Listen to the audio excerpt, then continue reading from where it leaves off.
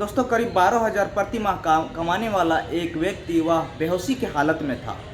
अचानक ही उसकी आंखें खुलती है। जब आंखें खोलता है तो वह देखता कि आलीशान कमरे के अंदर था। आलीशान घर के अंदर था। जिस बिस्तर पर वह लेटा हुआ था वह बिस्तर कोई सामान नहीं बल्कि आसमान था। इससे पहले उसकी ज़िंदगी में ऐसा बिस्तर कभी नहीं आया था। जब उस पर हाथ फेरता है तो वह मखमली गद्दा देखकर एकदम उसकी आंखें खुल जाती है और उसके आंखें खुलने के बाद जैसे ही देखता है कमरे के अंदर ऐसी वस्तु देखी जाती है जो बहुत खूबसूरत लेकिन उससे भी बेहद परेशान करने वाली थी। वो पास में एक सोफ़ा पर रखा हुआ सोफ़े पर 3 लड़कियां बैठी हुई थी दोस्तों। साथ ही वे लड़कियां जो बिल्कुल फ्रीज की एकदम करीब बैठी हुई थी, उन लड़कियों को देखने के बाद उसके आंखें खुली की खुली रह जाती है। दरअसल उन लड़कियों ने अंदर गारमेंट पहने हुए थे, इसके अलावा कोई भी कपड़ा उनके तन पर नहीं था दोस्तों। वह सोचने पर मजबूर हुआ था। उसे ऐसा लग रहा था जैसे कोई सपना है, लेकिन वह सपना नहीं बल्कि सच था दोस्तों। ऐसा सच इतना भयानक आज उसने ज़िंदगी में कभी नहीं सोचा था, कभी कल्पना भी नहीं की थी। एक लड़की उसके पास आता है और गिलास देता है, गिलास से कुछ दवाइयाँ देती है और उनको खिलाने के लिए बोलता है। लड़का जो होता है वह नहीं बोलता है, लेकिन फिर भी उसे गोलियां खानी ही पड़ती है। उन गोलियों को खाते ही उसके शरीर में अलग तरह के बदलाव देखने को मिलता है, तनाव देखने को मिलता है। उसके साथ जो होता है उसने कभी कल्पना नहीं की थी। और आज इस बात की गूंज हर अखबार, टेलीविज़न, वेब पोर्टल हर जगह गूंज रही थी। कोई न कोई जानना चाहता था आखिर उन 4 लड़कियों ने उस मजदूर के साथ ऐसा क्यों किया जो इस तरह से घटना हो जाता है। दोस्तों अगर आप लोग मेरे चैनल पर नए हैं तो चैनल को सब्सक्राइब कर दीजिए और लाइक कर दीजिए। दोस्तों ये सच्ची घटना जालंधर की है। जालंधर का एक शहर इलाका लगता है कपूरथला रोड। दरअसल 21 नवंबर 2022 का शाम लगभग 7 बजे के आसपास था दोस्तों। सड़कों में पूरी तरह अंधेरा था। सड़क के किनारे स्ट्रीट लाइट जल रहे थे। मजदूर अपनी फैक्ट्री से काम करके, जो चमड़ा फैक्ट्री होता है, अपने घर की ओर जा ही रहे थे दोस्तों।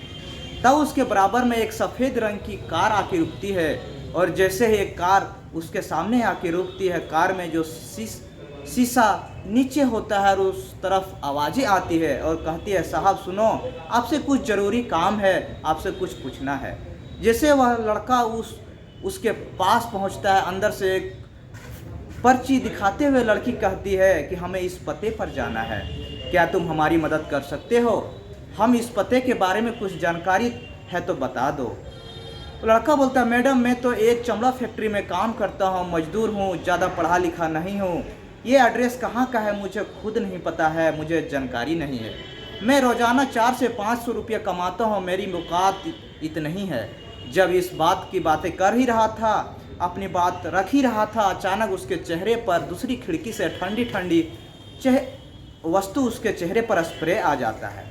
वह समझ नहीं पाता है, उससे केमिकल के चीज़ें उस पर पता चल जाता है। तब तक वो बेहोश हो चुका था।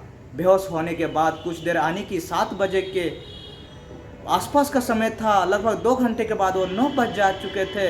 तब उसकी आंखें खुलती और आंखें खोल के जब वह बड़े आलीशान घर के कमरे में अंदर ऐसी सुख सुविधाएं, हर वस्तु, हर चीज़ देखता है तो वह शौक हो जाता है। जिस दीवार पर, जिस छत पर, जिस जगह नज़र मार रहा था अपनी ज़िंदगी में, उसे कभी पहले ऐसा घर मकान नहीं देखा था दोस्तों। तभी एक लड़की उसके पास आती है। वो लड़की उससे कुछ गोलियां और एक गिलास पानी देती है और जब उसका विरोध करने की कोशिश कर रहा था वो लड़का, तब उसे लड़कियों ने कहा कि तुम्हारे साथ वो अंजाम किया जाएगा जिसको तुमने कभी कल्पना नहीं की थी। कि हाथ और पैर पूरी तरह से बांधे हुए थे, इसलिए ज़्यादा कुछ कोशिश कर भी नहीं सकता था। तब मजबूरी में आके उस व्यक्ति ने उस लड़की के शांत पड़ा जाता है और अपनी आंखों में देखा उन लड़कियों ने अपने एक एक कपड़े को अपने तन से, बदन से उतारना शुरू कर देता है। जब उसके तन महज अंडर गारमेंट रहते हैं, तब उन लड़कियों ने वही शराब रखी हुई है और शराब को पीना शुरू कर देता है। इससे भी हैरान करने वाली बात यह थी कि किसी भी लड़की की उम्र 20 साल से कम और 24-25 साल से ज़्यादा नहीं थी दोस्तों। सब अंग कैटेगरी के थे।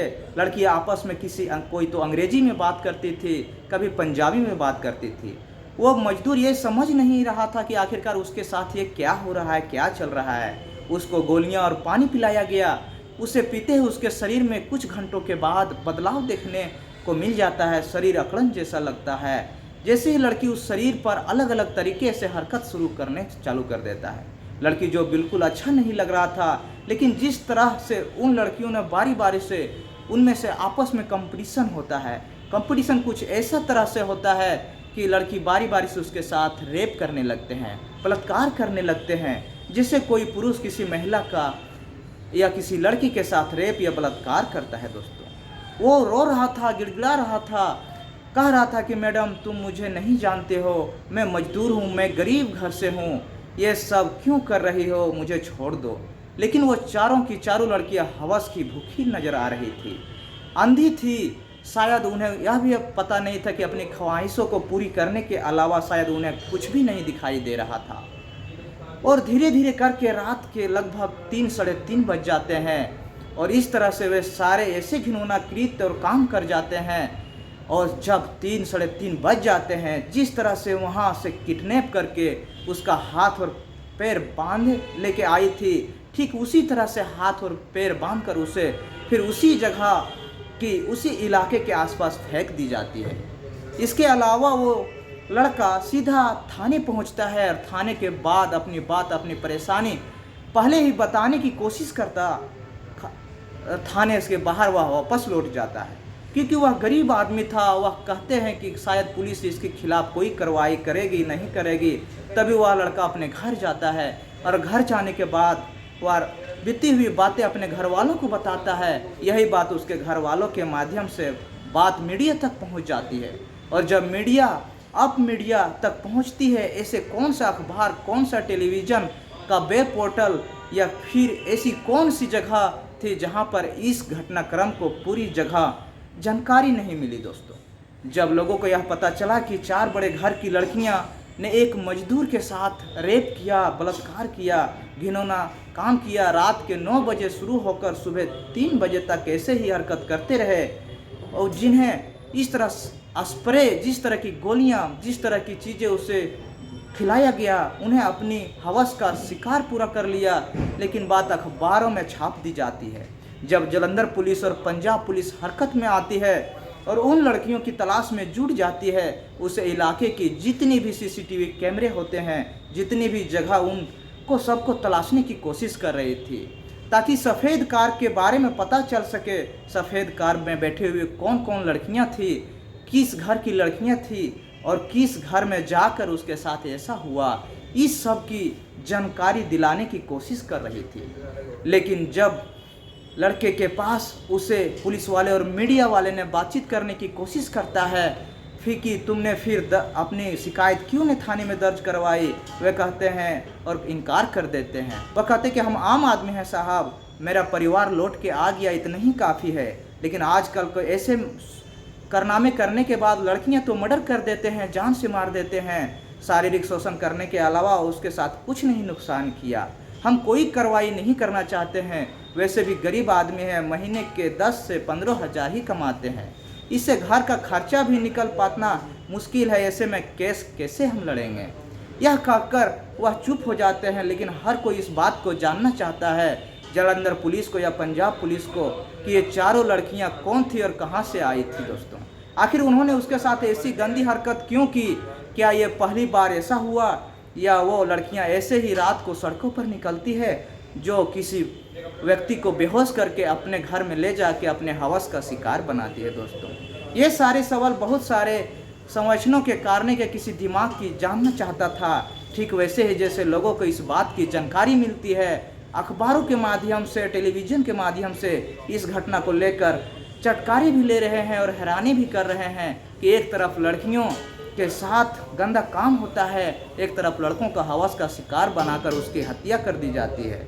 और इस ज़माने में, इस समाज में ऐसी भी लड़कियां हैं जो लड़कों का भी शोषण और बलात्कार कर रहे हैं। ये बात कितनी सच है और कितनी झूठ है, इसके बारे में जालंधर पुलिस अपनी जांच पड़ताल में जुटी हुई है और उनका दावा है कि जितनी जल्द हो सके इस सच के साथ दुनिया के सामने से पर्दा उठाया जाएगा दोस्तों। इस घटनाक्रम को सुनाने का मकसद किसी का दिल भावना या किसी समाज का दुख पहुंचाना नहीं है। बस आपके घर के बहू बेटियों और लड़कों को जागरूक करना है कि जिनके समाज में इस तरह से घिनौना काम ना हो सके। दोस्तों, आज की जो घटना कर्म है आप लोग को कैसा लगा, ये वीडियो आप लोग को कहानी कैसे लगी, आप लोग कमेंट करके ज़रूर बताइएगा। और चैनल में नए हैं तो चैनल को एक सब्सक्राइब कर दीजिएगा। फिर मिलते हैं नए वीडियो में, तब तक के लिए नमस्कार, जय हिंद, सत श्री अकाल।